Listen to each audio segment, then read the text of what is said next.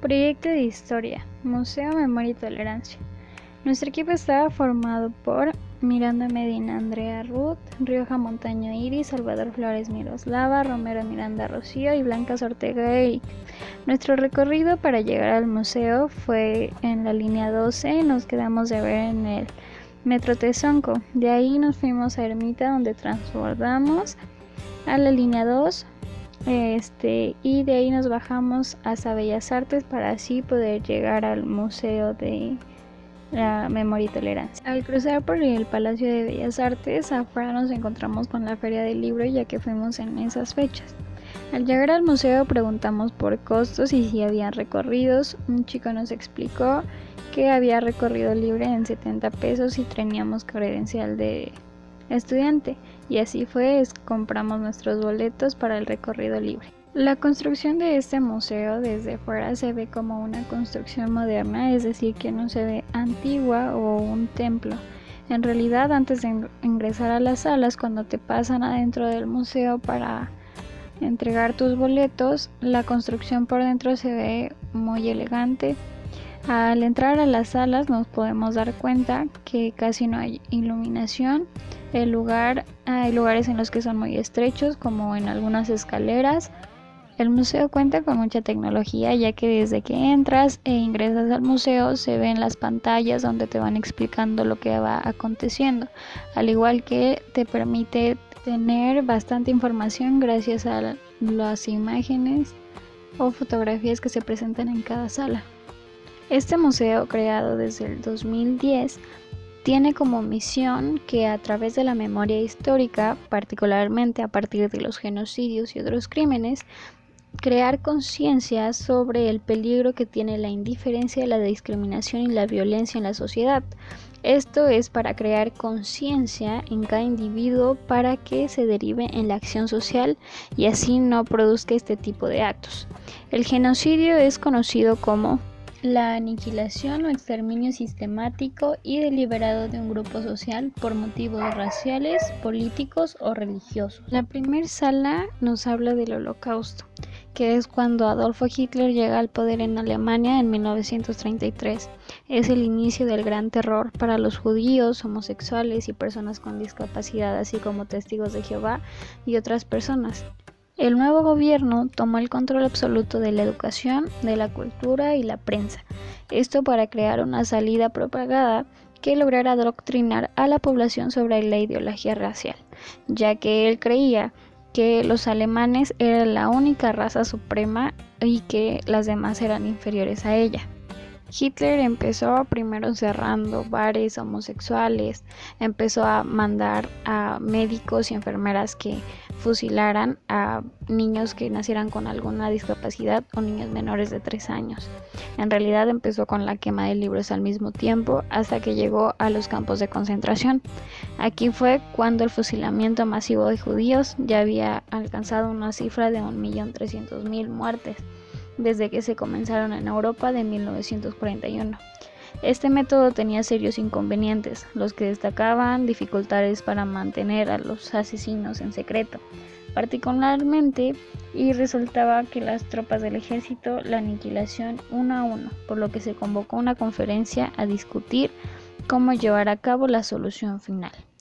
Esta aniquilación total de judíos europeos, cuando en 1942 altos funcionarios, que son 15 nazis, se reunieron en la villa de Wenz, a las afueras de Berlín, en una reunión. Estos 15 hombres se dieron a la tarea de emprender el plan para eficiar el exterminio y crear la logística del asesinato. Fue así que la vida en los campos estaba diseñada para que los prisioneros no resistieran las duras condiciones por más de 3 meses. Eran obligados a dormir en barracas de madera donde hacían hasta 1.500 personas por bloque. Como no existía ningún tipo de higiene, las epidemias contribuían a facilitar el exterminio. La liberación de estos campos no se empezó hasta 1944 por soldados soviéticos, pero la liberación del primer campo fue en 1944 y la del último en mayo de 1945. Pasaron 10 meses, es decir que la mayoría llegó de demasiado tarde. Millones de vidas ya habían sido extinguidas y la mayoría ya estaba en condiciones muy severas para poder rescatarlos. A mi equipo y a mí nos agradó demasiado la sala del Holocausto, ya que tenía que ver con los estudios que estamos viendo en la materia de historia.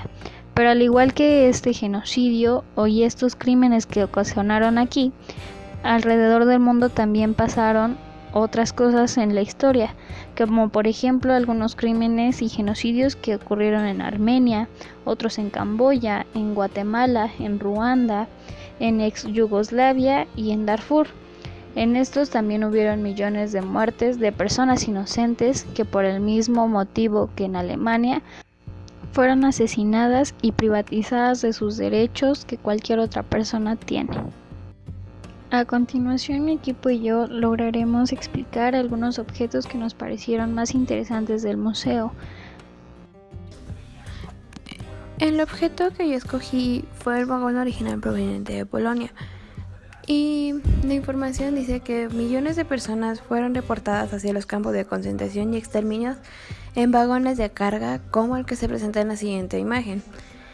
Era un tren completo que transportaba 1,000 a 2,000 deportadas aproximadamente. En cada vagón eran transportadas entre 80 y 100 personas. A menudo el viaje tomaba días sin comida, sin agua, sin ventilación alguna, nada de nada. El destino era incierto, no sabían a dónde los iban a mandar. El hacinamiento insoportable, la lucha por un poco aire y el tener que realizar necesidades fisiológicas en el propio vagón conducían a pérdida de la dignidad humana. En el vagón también se encontraban niños y ancianos y los enfermos. Ellos eran más vulnerables en esas circunstancias debido a las terribles condiciones y muchos de los deportados murieron durante estos trayectos. Para la deportación de una inmensa cantidad de personas se requería una logística muy complicada que involucraba la participación de numerosas agencias gubernamentales alemanas. También lo que los trenes esos se llamaban, pues en sí, los trenes del Holocausto, que como expliqué, que eran transportes ferroviarios, operado en el sistema ferroviario nacional Deutsche Reichsbahn, bajo la estricta supervisión de los nazis alemanes y sus aliados. Y pues esto pues igual con la proposición de la deportación forzada de los judíos, así como de las víctimas del Holocausto, a los campos de concentración, pero no se sabía ciertamente a dónde los mandaba, o sea, a qué campo los iban a mandar. Pero todos eran territorios de Alemania y bueno, que eran nazis, como campos de trabajos forzados o campos de exterminio. Se supone que los historiadores modernos sugieren que sin el transporte masivo de los ferrocarriles, la escala de la solución final, por así decirlo, no hubiera sido posible. El exterminio de las personas objeto de la solución final dependía de dos factores: la capacidad de los campos de exterminio para acusar a las víctimas y procesar sus cuerpos, y suficientemente rápido la capacidad de los ferrocarriles para transportar a las víctimas de los guetos nazis en Europa ocupada y los guetos judíos en la Polonia ocupada por los alemanes en determinados lugares de exterminio. Los números más modernos y precisos de una escala de la solución final aún se basan parcialmente en los registros de envío de los ferrocarriles alemanes. Y pues hay muchas historias sobre eso. Hasta eso también hay como varias películas en las que se muestra cómo antes eran todas esas cosas. La que más se puede dar, la que más explica cómo es el movimiento es en la película La vida es bella, porque ahí te demuestra todo, desde cómo los agarran, cómo los mandan, cómo van apretados, cuántos días dura el viaje, cómo les hacen sufrir ahí en los campos. Y son muchas cosas que te ponen a pensar de cómo era la vida antes, pues de que pasara, bueno, cuando estaba toda la guerra. Y pues espero si sea una buena información, ya que pues percaté lo más importante. Y este objeto lo escogí porque pues para mí se me hace algo muy interesante, porque cómo eran, para decirlo, crueles y cómo era interesante que tantas personas ahí la metían solamente para acabar con su vida. De facto que fue de mi interés se encuentra en teorías raciales. Los nazis creían que los alemanes arios eran una raza superior y que las razas inferiores eran la causa de casi todos los problemas que aquejaban la nación. Crearon instrumentos que se utilizaban para medir rasgos físicos y determinar científicamente la ascendencia racial de las personas, como el calibrador Vernier, que son como dos pinzas que están sujetas a un medidor, instrumento utilizado por los nazis para medir rasgos faciales que tenían los judíos, gitanos, incluso testigos de Jehová. Desde 1919, Hitler definió a los judíos como un grupo racial y no como un religioso. En mi opinión, este objeto era algo tonto, ya que no definía a ninguna persona, ya sea judía o no judía, porque los judíos no son una raza, porque no comparten rasgos genéticos ni biológicos que los distingan de los no judíos. Así que Hitler se equivocaba, más bien estaban unidos por la historia, la tradición y otros rasgos culturales como la religión. La insignia de asalto de infantería, en alemán, Infanterie Sturmabzeichen, fue una insignia militar de Alemania, usada para decorar a miembros de las Waffenscheid de Heer durante la Segunda Guerra Mundial. Fue instituida el 20 de diciembre de 1939. Fue diseñada por la compañía C.E. Junker de Berlín. Se trata de una corona ovalada de 8 hojas de roble y 11 bellotas. En la parte superior hay un águila sosteniendo una cruz gamada. Sobre la corona reposa ubicuamente una Mauser Kar 98, con la bayoneta calada. Era un principal fusil del reglamentario usado por la Segunda Guerra Mundial de infantería alemana, siendo más bien como un francotirador. Runa Hagel. Esta runa se empleaba en los anillos honoríficos de la SS, también conocido como anillos de cabeza de muerto. Himmler expuso el respecto de la suma de la evaística y una runa Hagel representaba la fe inquebrantable de los nazis. Estos anillos eran reconstruidos por Heinrich Himmler a miembros electos del Escuadrón de Protección. En los anillos se muestran grabados de las runas Hagel y Ger y la evástica. Una de las insignias de combate de tanques, en alemán Panzerkampfzeichen, era una de medalla alemana, concedida por las tropas acorazadas durante la Segunda Guerra Mundial. Fue creada el 20 de diciembre de 1939. La insignia de combate de tanques tiene una forma ovalada, con una corona formada por 5 hojas de roble en un lado y 4 en el otro. El tanque tapado en una. En la base hay una cinta y en la parte superior está el águila de Wilhelmshaven, con las alas apuntando hacia abajo y una evástica cogida en las garras. En el centro de la insignia hay un tanque Panzerkampfwagen, generación 4, que atraviesa de izquierda a derecha. La oruga izquierda del tanque queda situada sobre la corona de hojas de roble y la zona inferior al tanque está grabado como si fuese tierra. El reverso podía ser un plano u ovalado. La insignia se unía a un uniforme mediante una aguja. La insignia tenía una forma de un tanque Panzerschreck de esa época, con una águila de color negro con un fondo amarillo. En la búsqueda se encuentra esa forma. Esta insignia tiene referencias a varias cosas actuales, como la generación de los videojuegos. Tiene una forma de un personaje con una insignia de un tanque. El objeto que yo escogí fue una maqueta de una cámara de gas. Bueno, los nazis comenzaron a experimentar con gas desde 1939. Sus primeras víctimas fueron pacientes con alguna discapacidad física o mental. El programa de eutanasia se convirtió en una forma más terrible y usual de acabar con los indeseables. En 1941, la SS concluyó que la deportación de los judíos a los centros de exterminio era la manera más eficiente de concretar la solución final. En ese mismo año, los nazis abrieron Chelmo, el primer centro de exterminio en donde se asesinaron mediante la asfixia por gas en camionetas móviles a más de 120.000 judíos y entre 7.500 gitanos, en su mayoría provenientes de la gueto de Lodz. Como mencionamos con anterioridad, los nazis buscaban eficientar los medios de exterminio. En el campo de Auschwitz, condujeron experimentos con Ciclón B, pesticida empleado para la fumigación, en los que mataron alrededor de 600 prisioneros de guerra soviéticos y 250 enfermos.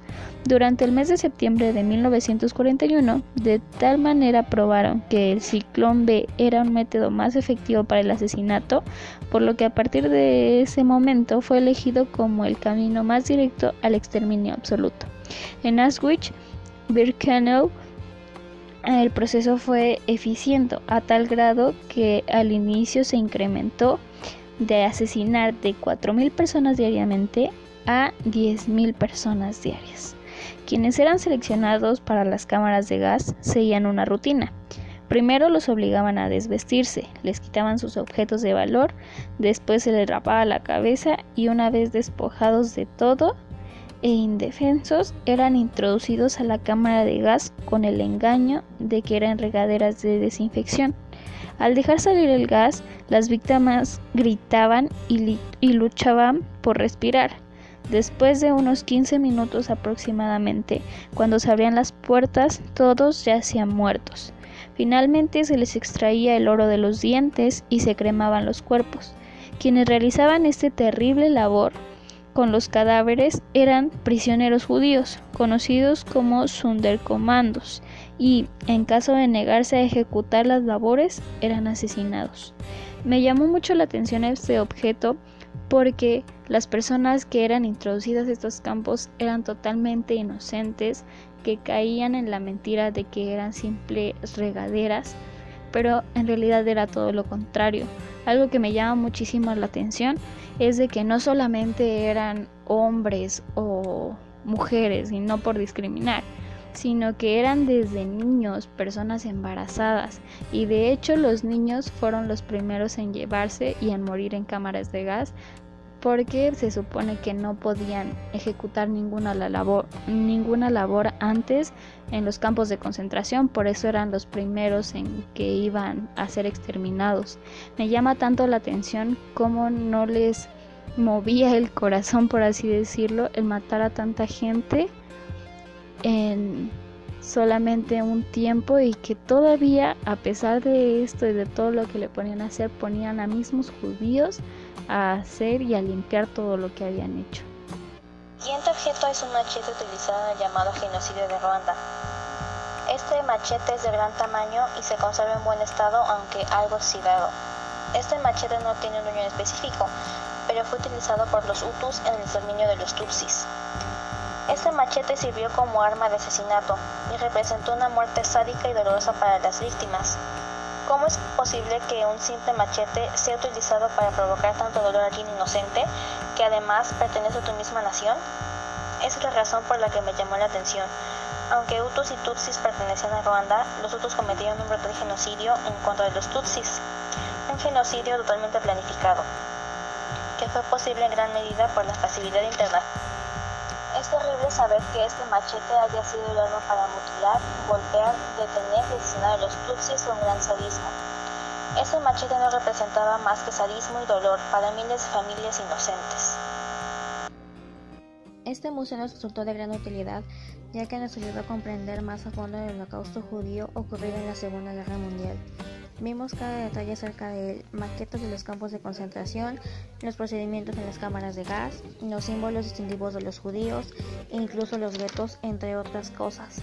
Además, en este museo se da un recorrido por la historia de otros genocidios de la humanidad, como el genocidio maya y el de Ruanda, que nos muestra los brutales testimonios de sobrevivientes y cómo durante ellos solo se cometieron injusticias, pues pudieron ser detenidos o condenados. También se habla de la inclusión y tolerancia de todas las razas que forman parte de nuestra diversidad, sin importar su sexo, condición física u orientación sexual, por lo que lo recomendamos ampliamente para conocer por qué es de amplia importancia siempre recordar estos terribles hechos de nuestra historia humana, para no cometer los mismos actos otra vez, para saber que ser tolerantes con todos es suma prioridad. Este museo fue de nuestro total agrado, pues nos otorgó una gran comprensión de los temas, mediante videos, imágenes y maquetas.